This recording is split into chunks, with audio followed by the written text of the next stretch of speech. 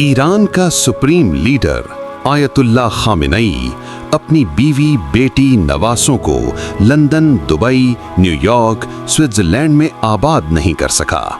कमाल है। ईरान के पास दुनिया के तीसरे नंबर का तेल और दूसरे नंबर का गैस का जखीरा है। कोई मुल्क इसका मुकाबला नहीं कर सकता।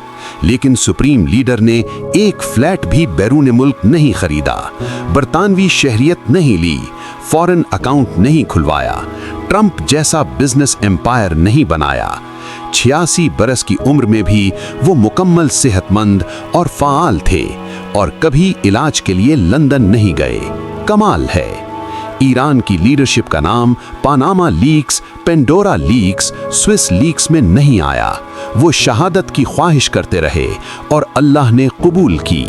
इसराइली हमले में शहीद हो गए, तारीख का सुनहरा बाब बन गए। कमाल है। एक साबिक सदर यूनिवर्सिटी में पढ़ाकर गुजारा करता है, पुरानी गाड़ी चलाता है, सादगी से जिंदगी गुजारता है। ये है हकीकी इस्लाम की मिसाल। क्या पाकिस्तान में भी ऐसे लीडर चाहिए? कमेंट में बताएं, कमाल है या नहीं।